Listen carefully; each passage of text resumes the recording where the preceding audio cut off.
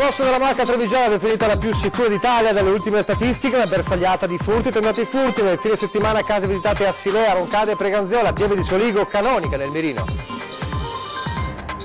Tornano ad aumentare in Veneto gli stranieri dopo un triennio di calo dovuto alla crisi economica e al piccolo comune di Mansuè spetta il record della percentuale di immigrati rispetto alla popolazione.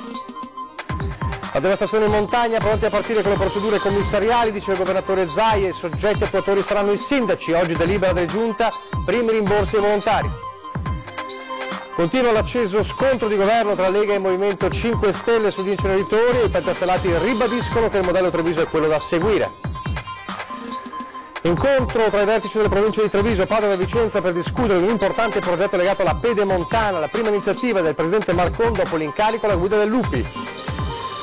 È morto a 92 anni Umberto Lorenzoni, volto storico dei partigiani della Marca, tante le testimonianze di cordoglio tra chi lo ha conosciuto e già partita l'iniziativa per dedicargli una via, una piazza. Un vero esercito in rosa ieri mattina ha invaso San Vendemiano per partecipare alla quinta edizione di Corri Rosa, oltre 8.000 donne, una grande festa nel nome della solidarietà.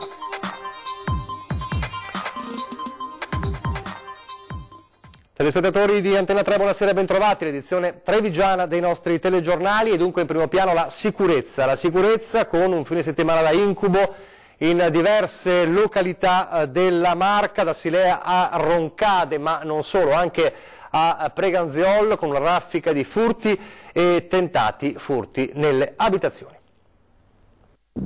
Via Malvista e Cendon di Silea, via Boschetta, San Bugè di Preganziol, Roncade. È la mappa degli ultimi furti portati a segno tentati nel fine settimana. Un'escalation che fa crescere la paura in quartieri sempre più sotto assedio dei banditi. Malviventi pronti ad entrare in azione appena cala la luce del sole. Il più delle volte tengono sotto controllo i movimenti dei proprietari, aspettando di agire appena questi escono di casa, ma altre volte poco importa se all'interno c'è qualcuno. Come è accaduto ieri sera a Cendon di Silea, qui i ladri sono entrati nel giardino di un'abitazione. I proprietari erano in casa, il marito, avvertendo dei rumori, è uscito e li ha fatti scappare. All'interno la moglie angosciata, temendo che potesse succedere qualcosa al compagno, e la figlia di pochi anni in lacrime. Una paura che serpeggia nella frazione. In via Malvista tra sabato e domenica diverse le villette visitate. Ieri appunto hanno tentato di andare nei vicini di fronte a noi e hanno visto poi i vicini, siccome sono riusciti a mandarli via, saltare a casa nostra, nella nostra staccionata, però poi si sono dileguati. Sempre ieri tra le 17 e le 18 i banditi sono entrati nell'abitazione del cognato del signor Matteo, hanno sfondato il balcone, scassinato la finestra e messo a soqquadro le stanze, fuggendo a mani vuote.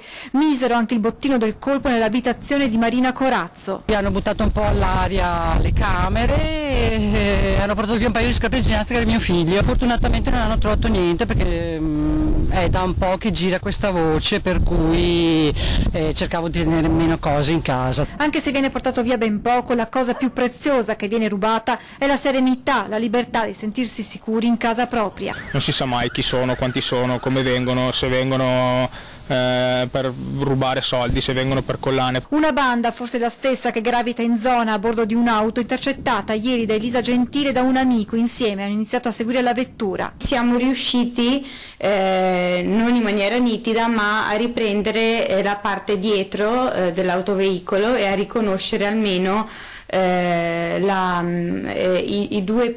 prime due cifre della targa. Ma ieri sera diversi colpi messi a segno o tentati anche in via Boschetta Preganziola, mentre Roncade le sue frazioni continuano ad essere prese di mira, e proprio qui giovedì 22 novembre presso la sala consiliare del comune verrà organizzata la prima riunione del gruppo Facebook Furti in Corso. A Pieve di Soligo invece sabato sera una banda ha tentato di scassinare la cassaforte all'interno della canonica del Duomo senza però riuscirci. E ancora a Roncade un ragazzino che sventa un furto e poi il colpo dei ladri al Toys in via Feltrina. Armato di coraggio, un ragazzino vede alcuni ladri in azione a Roncade mentre stanno tentando di fare irruzione in una casa. Non ci pensa due volte e urla: "Ho il telefonino, se non volete che vi faccia arrestare, andatevene via subito". A quel punto i tre malviventi capiscono che la situazione è ormai a rischio e decidono di fuggire. Salvata in extremis l'abitazione, pericolo scampato davvero per un soffio per il proprietario della casa. Il tentato furto è infatti avvenuto intorno alle 17, quando la famiglia era in casa. Ora vuole trovare il ragazzino per ringraziarlo del suo coraggio. Fra l'altro Roncade è stata particolarmente battuta in questo inizio d'autunno dai topi d'appartamento. Ci sono stati più di una dozzina di furti concentrati in pochi giorni. Momenti di terrore invece sulla Feltrina, dove una coppia ha messo a segno al Toys un colpo in mezzo a famiglie e bambini. Una donna e un uomo a volto scoperto sono entrati nel negozio, hanno finto di essere normali clienti in cerca di alcuni giocattoli, hanno arraffato di tutto, una volta giunti nei pressi della cassa hanno fatto ben capire le loro intenzioni, impauriti i bambini che hanno assistito alla scena. I due sono fuggiti con giocattoli per diverse migliaia di euro. Fuori ad attenderli c'era una terza persona pronta in macchina per la fuga. Sul posto sono arrivate le forze dell'ordine che hanno iniziato una caccia ai ladri. Tra le ipotesi della polizia che la merce possa essere destinata al contrabbando, visto l'imminente arrivo delle festività natalizie. E tutto questo accade in una Marca che paradossalmente, stando alle statistiche, è la provincia più sicura d'Italia. Treviso è la provincia più sicura d'Italia, lo stabilisce il Dipartimento di Scienze Sociali ed Economiche dell'Università La Sapienza di Roma nell'ambito della ricerca promossa dal quotidiano Italia Oggi. Eppure, soprattutto nell'ultimo periodo, la Marca è stata letteralmente bersagliata dai furti. Per il secondo anno consecutivo, comunque, raggiungiamo la vetta della classifica in termini di reati contro la persona e contro il patrimonio, come omicidi, lesioni dolose, percosse, violenze sessuali, sequestri di persona, illeciti connessi agli stupefacenti, alla prostituzione, scippi, furti, rapine, estorsioni e truffe ogni 100.000 abitanti. La gente sull'argomento è divisa. Io non mi sento sicura per niente, li ho avuti 2 volte in 3 mesi. 2 volte. Ma adesso anche di recente? Qua, 2 mesi fa li ho avuti, adesso ho dovuto mettermi in feriate, ho dovuto sistemarmi, adesso mi metterò anche perché ho una casa singola e sono sto qua, sono sola, ma nome, cognome non ho voluto. Io ho avuto visite di ladri più di una volta. Però diciamo è scippata una volta, però io mi sento che sicura. Ecco, l'importante è non essere magari distratti come mio figlio che non mi ha inserito l'allarme oppure mio marito che era in fondo in giardino e ha lasciato la porta aperta. Non proprio tanto, si potrebbe fare di più. La percezione è che ce ne siano meno qui nella nostra zona che magari in altre zone e questo probabilmente magari dipenderà anche dal riscontro politico che ci possa essere su questo tema. Diciamo da maschio mi sento più sicuro probabilmente magari di donna, ecco. Anche la sera io vedo comunque una città controllata insomma dalle forze dell'ordine. Ma se per sicurezza siamo in vetta alla classifica non si può dire la stessa cosa per la qualità della vita, dove Treviso dal 6° posto scivola al 9°. Un'altra statistica è quella degli stranieri in Veneto che tornano ad aumentare dopo 3 anni, dopo il calo dovuto alla crisi economica, e c'è il record regionale di percentuale di stranieri per popolazione che spetta a Mansuè. In un comune di poco più di 5.000 abitanti il dato non passa certo inosservato, 18,9% di stranieri sul totale della popolazione, quasi un abitante su 5 non è italiano. Mansuè, comune capofila in tutto il Veneto di un trend in crescita. È uno dei dati contenuti nell'annuale rapporto curato dalla Fondazione Leone e Moressa sull'economia dell'immigrazione. Mansuè prima per incidenza di stranieri, seguita da San Bonifacio nel Veronese e Lonigo nel Vicentino. Un record consolidato negli anni, ma senza che per questo vi siano problematiche, anzi, lo assicura il sindaco. Sono la maggior parte famiglie che sono benissimo integrate, lavorano nelle nostre fabbriche, i bambini e i figli frequentano le nostre scuole, partecipano tutte quanto l'attività dalla sagra alle altre attività. Nella Marca trevigiana è il simbolo dell'integrazione, dunque, in un quadro generale che vede gli immigrati tornare ad aumentare in Veneto dopo 3 anni di calo dovuto alla crisi economica. In particolare tornano a crescere i nuovi arrivi, 25.000 dall'estero e 28.000 da altre aree d'Italia. In totale gli stranieri in Veneto sono 487.893, pari al 9,9% della popolazione totale. Romeni, marocchini e cinesi, le etnie più diffuse. Verona, la provincia con più stranieri, 105.000, seguita da Padova e Treviso. Il comune con più stranieri invece è Venezia, 36.000. Uno sguardo alla natalità rivela che nel 2017 sono registrati in Veneto 7.361 nuovi nati stranieri, pari al 20% del totale. Infine il cruciale dato economico. Al 2017 gli occupati stranieri in Veneto erano 238.000, pari all'11,2% del totale, cui si può ricondurre il 9,9% del valore aggiunto complessivamente prodotto, circa 14 miliardi di euro. Gli imprenditori stranieri rappresentano l'8,9% del totale, un dato in crescita negli ultimi 5 anni, in controtendenza con la diminuzione degli italiani. A livello fiscale, infine, nel 2017 gli immigrati hanno dichiarato mediamente 14.843 euro annui, circa 8.000 euro in meno rispetto alla media degli italiani, con circa 350 milioni di IRPEF versata. Torniamo alla cronaca adesso, perché sono tutti e tre trevigiani di Conegliano, di Santa Lucia di Piave e di Vittorio Veneto, tra i 40 e i 50 anni, i tre sci alpinisti che sono rimasti in difficoltà per 24 ore mentre si trovavano sulla cima a Strugova, nell'area di Tarvisio, bloccati in una zona impervia e difficilmente raggiungibile a meno 10 gradi. Uno degli interventi più difficili da parte della stazione di Cave del Predil, secondo proprio lo stesso capostazione dei soccorsi, proprio per la situazione che era molto critica. Gli uomini, i tre sci alpinisti, sono stati recuperati e raggiunti e rifocillati dopo ore e ore di ricerca e adesso in questi momenti stanno scendendo, ma si tratta appunto di una situazione molto difficile, anche perché la neve ha complicato la situazione e il soccorso di questi tre sci alpinisti trevigiani. A proposito di montagna, ma la montagna però devastata, oggi il punto della situazione del neo commissario all'emergenza Zaia con la tabella di marcia. Siamo pronti per partire con la struttura commissariale, che significa le nomine e i soggetti attuatori. Confermo che voglio nominare i sindaci soggetti attuatori. Dopo la nomina commissario straordinario per l'emergenza, il governatore Zaia indica la tabella di marcia per ricostruire quello che il maltempo di fine ottobre ha devastato. La vera sfida sono i boschi, ha rimarcato Zaia. Siamo specializzati nell'intervenire in situazioni di allagamento, smottamenti di frane, terremoto, ma sui boschi nessuno ha affrontato un tema come questo così complicato. Sono circa 10 milioni di metri cubi di legname. Sono una vicenda complicata che interessa sia la proprietà privata che il demanio pubblico. Ci stiamo lavorando, siamo in grado di recuperare strade, frane, luoghi allagati. Non abbiamo mai affrontato una foresta di 100.000 ettari senza alberi. Affronteremo anche questa nuova sfida. Dal governo, ha poi spiegato Zaia, arrivano 15 milioni dei 53 già stanziati, immagino già 50 milioni dei 200 che si stanzieranno. Poi entro 45 giorni dovremmo avere l'ordinanza di protezione civile ricognitoria con i danni, e a fronte di questa ordinanza auspico che ci siano altri finanziamenti.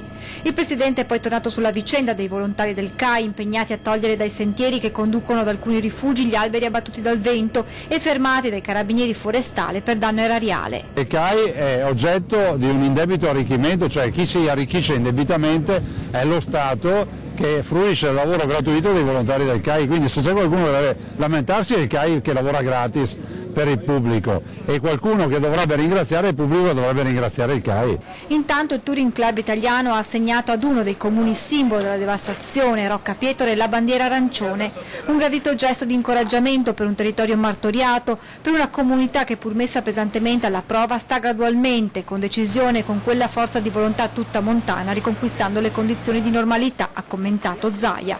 Nel frattempo buone notizie anche dalla giunta regionale. Abbiamo anche approvato il primo stanziamento per i rimborsi spese dei volontari della protezione civile, e poi ne seguiranno altri, perché stiamo entrando nella fase del post emergenza.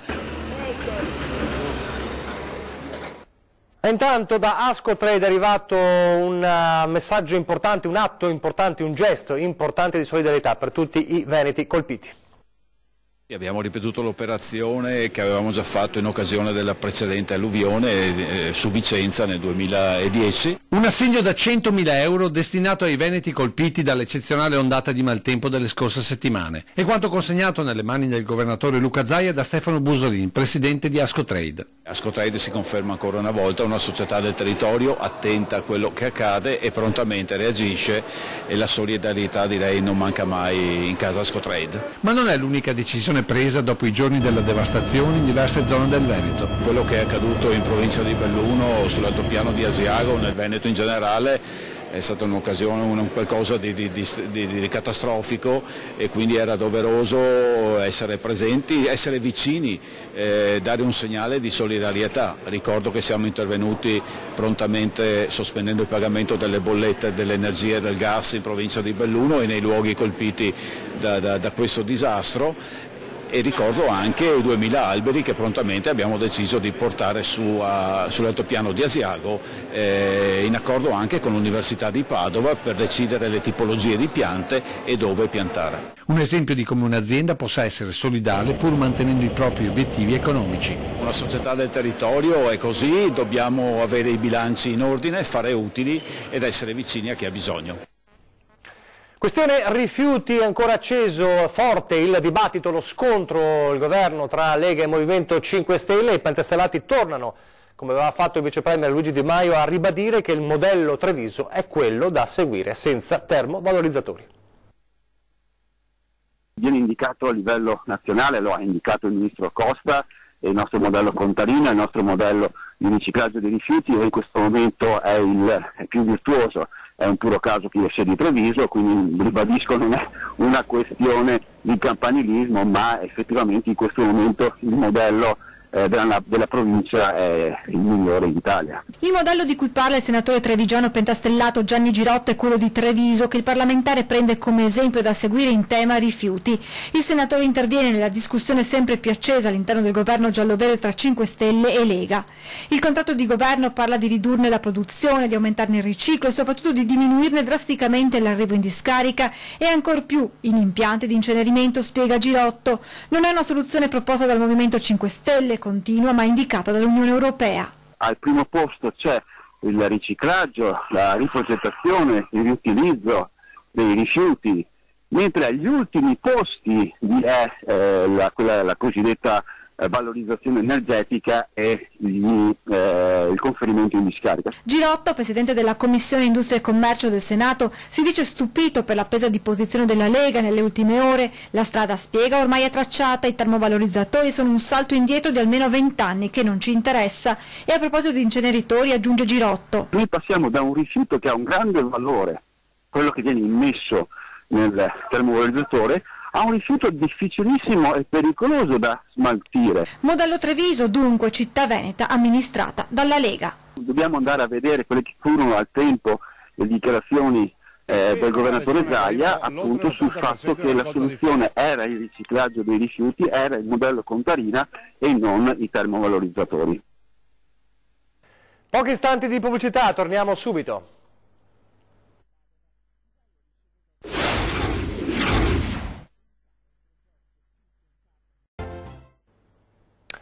Telegiornale di Treviso di nuovo in diretta, è la discussione di un importante progetto viario, la prima iniziativa del presidente Stefano Marcon dopo l'incarico di rappresentante delle province venete.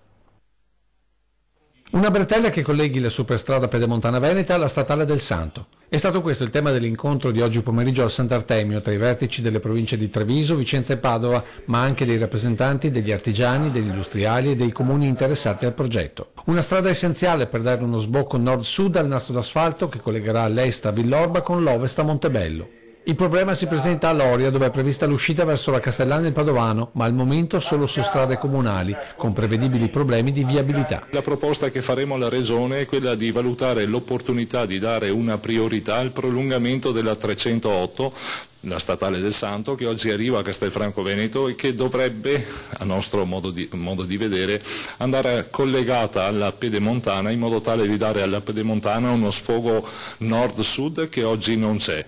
Una proposta che è di fatto anche il primo provvedimento del presidente Marcon nella veste di rappresentante delle province venete. Una carica che lo allontana definitivamente dalla segreteria provinciale della Lega, anche se molti avevano visto in lui l'elemento di equilibrio tra le anime del carroccio trevigiano, ancora lontane da un accordo stabile dopo l'era Coin. Un incarico che Marcona ha accettato con la volontà di raggiungere soprattutto un obiettivo. Riportare le province in una situazione di normalità, e come normalità intendo prima del 2014, nel senso che reputiamo sia doveroso ritornare a dare la parola ai cittadini per esprimere i propri rappresentanti in provincia e che le province siano dotate finanziariamente di quelle risorse che servono ad ottemperare alle funzioni fondamentali che sono state confermate. Ed ora l'addio a Umberto Lorenzoni, lo storico volto dei partigiani della Marca. A Revine Lago, guardi, a Revine Lago, lei pensi che a Revine Lago ci sono due partigiani caduti. Uno è Grava, nome di battaglia aveva Rosa, che è stato 18 anni torturato dalle Brigate Nere, dalla 10ª MAS. Torturato, gli hanno tolto perfino gli occhi, hanno chiesto alla madre di assistere a queste cose. La madre è impazzita di dolore, poi l'hanno ammazzato. E poi ce n'è un'altra medaglia, che è medaglia d'argento, un'altra medaglia d'argento che praticamente è caduta a 10 metri più in su del paese. È solo uno dei tanti ricordi che Umberto Lorenzoni non solo portava con sé, ma cercava di trasmettere ad ogni incontro, soprattutto con le nuove generazioni. Lui, che appena maggiorenne nei giorni più bui della nostra storia recente, ha fatto una scelta che avrebbe contrassegnato tutta la sua vita. La strada di combattere contro il nazifascismo e quindi la resistenza. E poi è stato un personaggio fondamentale nel suo impegno nel ricordare quell'esperienza. Lui aveva sempre, diciamo così, un faro davanti a lui, che era la Costituzione, che era il lascito fondamentale della resistenza. Umberto Lorenzoni, ma per i suoi partigiani il comandante Eros, si è spento la scorsa notte all'età di 92 anni. Tante le testimonianze di cordoglio alla famiglia, ma anche all'associazione Partigiani, che l'ha sempre visto in prima fila, impegnandosi profondamente nei valori di democrazia, giustizia e libertà, che giudicava sempre più sbiaditi in questo tempo difficile. Battaglie rimaste nell'anima e battaglie che l'hanno segnato nel corpo, con quelle 3 dita perse nell'attentato ad un treno tedesco. Un esempio che continuerà affinché lo ricorderemo, il commento di Giacomo Vendrame della CGIL trevigiana. Per questo è già partita l'iniziativa di dedicargli una via o una piazza. Credo che la città, la provincia gli debba qualcosa, insomma, e quindi un ricordo di un personaggio così importante mi sembra essenziale. A San Mediano ieri la carica delle donne, la Corri in Rosa.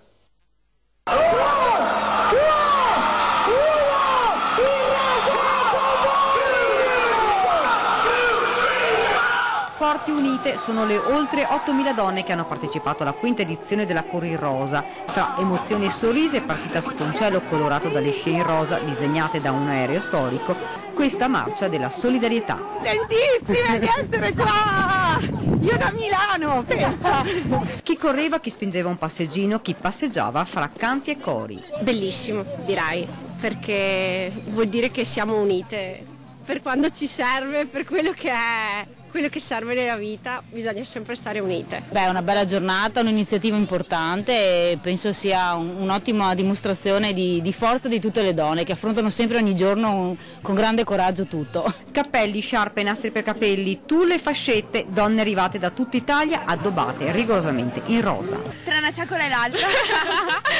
Ce la facciamo, sì. Una manifestazione stupenda, organizzata da Dio con persone meravigliose, donne meravigliose. Siamo donne! Insieme per chi era con loro e sta combattendo, per chi non ce l'ha fatta ma ha lasciato un segno ed un ricordo indelebile, come Elisa Girotto, la mamma, che ha lasciato alla sua piccola 18 regali, uno per ogni anno fino alla maggiore età, o Barbara della Giustina, ex campionessa di giavellotto, scomparsa alcune settimane fa. Tante storie di dolore ma anche tante storie di speranza. E l'obiettivo che ci siamo dati inizialmente è quello di acquistare un mammorfo. Si è completato come strumento e anche come pagamento a breve, quindi siamo felici di questa operazione. Fra loro nonna Maria, la più anziana della corsa, 96 anni. Una manifestazione che ha permesso di acquistare, grazie all'associazione Renzo e Maria Fiorotto, un mammografo all'ospedale di Conegliano che viene utilizzato dall'Ulso 2 per lo screening. Un'altra marcia vittoriosa è quella della De Longhi in campionato di basket. Fuori un altro, avanti il prossimo, la tabella di marcia della De Longhi prosegue bene. Iniezione di fiducia e consapevolezza, soprattutto dopo una vittoria come quella contro Iesi. 90-68 è una gara che non è mai stata in discussione. Il pericolo c'era però, un pericolo mentale. Dopo 2 partite fatte bene, dopo 3 settimane di buon lavoro, poteva essere un momento dove davi per scontato alcune cose. Invece non l'abbiamo fatto perché siamo stati bravi in settimana, perché non abbiamo assolutamente mai sottovalutato l'avversario e abbiamo lavorato 40 minuti a testa bassa. Invece Treviso non deborda e soprattutto gioca di squadra come ogni coach vorrebbe. 5 uomini in doppia cifra, nessun vero protagonista se non l'attitudine alla difesa, il mantra di coach Menetti. E quando naturalmente tu hai la concretezza difensiva, sai che puoi anche permetterti un errore al tiro perché ritornerai in difesa e tornerai a essere addirittura più duro. De Longhi seconda in campionato a inseguire la bestia nera a Fortitudo. Un secondo posto in coabitazione con Montegranaro, proprio la prossima avversaria e per di più fuori casa, una partita da preparare alla perfezione. Trasferta è sempre tutto molto più duro, la cosa che ho già detto ai ragazzi è un'altra settimana di lavoro duro perché questa è una squadra che non si è tirata indietro, soprattutto in un momento non facile e poi fare quello che facciamo durante la settimana, metterlo in campo con tutta l'energia che abbiamo. Tra pochissimo 20:10 per parlare di violenza sulle donne con Rudy Roffarè, segretario generale aggiunto della CISL Belluno Treviso, e Alessia Salvador, responsabile del coordinamento donne CISL Belluno Treviso. E poi alle 21:15 Ring, la politica, Salvini e Di Maio divisi su tutto, il governo tiene. Ne parleremo con Enrico Zanetti, ex vice ministro all'economia, Jacopo Berti, il Movimento 5 Stelle, Alessandro Luigi Bisato, segretario del PD del Veneto, e Gian Antonio D'Alè, segretario della Lega del Veneto. È tutto, vi lascio alle previsioni del tempo, grazie per averci seguito e arrivederci.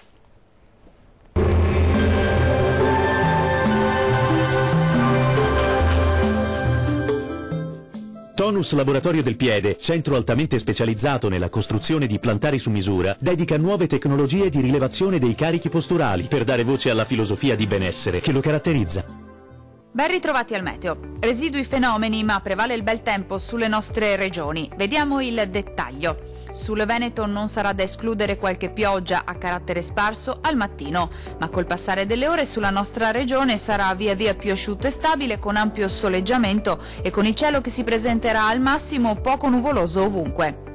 Clima freddo con temperature minime tra 1 e 3 gradi, massime comprese invece tra 6 e 8 gradi.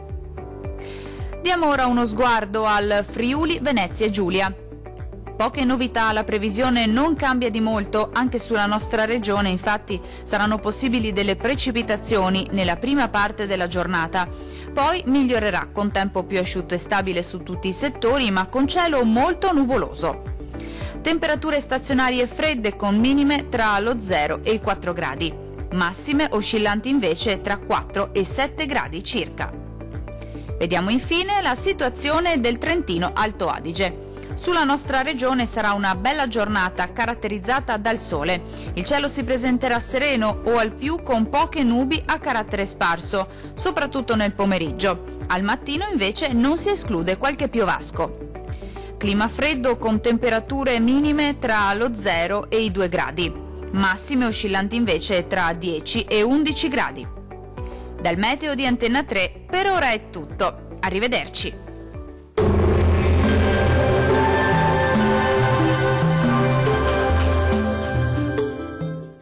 Tonus è il miglior negozio di calzature e moda comoda. Qui troverete il più vasto assortimento di calzature Fratelli Tomasi, eleganza e comodità, perché camminare è vivere.